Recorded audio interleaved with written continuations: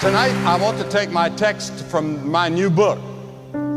It's found Joshua 24:15.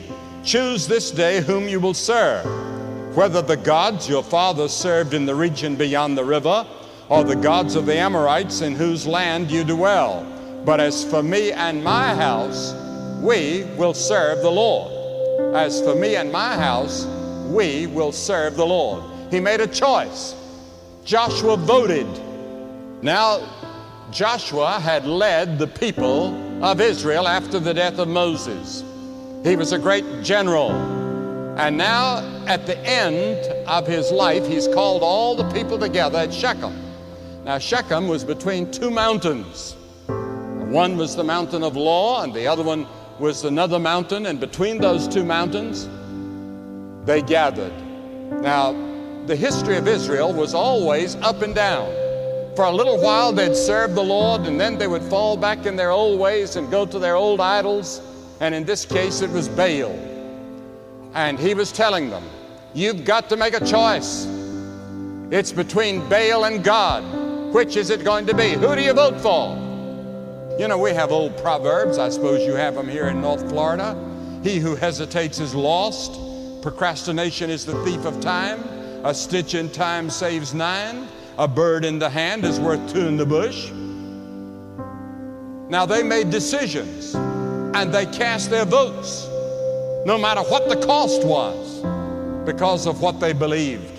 And Joshua said, I'm calling my family together, and we're voting for God. We're going to serve the true and the living God. Now, outwardly, the followers of God, but deep in their hearts, they were idolaters. And Joshua says that such a condition cannot continue. You must decide whether you're going to worship those idols or worship the living God. And they must decide immediately. That was Israel's day of election, Israel's day of decision. They must go on record for God or against Him. And you must decide tonight. There are hundreds of people here tonight that have to decide tonight, and your decision tonight, yes or no, will decide where you'll be 100 years from now. Because you see, only one God can occupy the throne of your heart. Scripture says, the first commandment, thou shalt have no other gods before me. I, the Lord thy God, am a jealous God.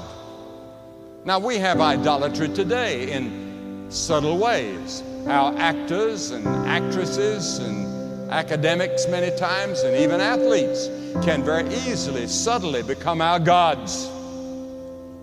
Richard Phelps wrote in Time magazine in September with regard to the cocaine deaths of sports superstars. He said, the trouble is that Americans tend to think of athletes as godlike beings.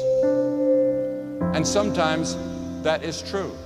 We make too much of some of the young players, and these young players sometimes just cannot take it, and they crack up because it takes experience and maturity to take all the money and all the fame so suddenly at such a young age.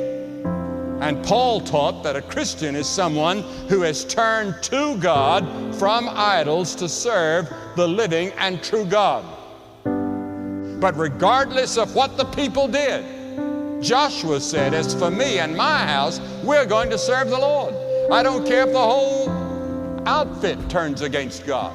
I don't care if all of you turn to idolatry. My house and me, we're going to serve the true and the living God. Have you ever said that?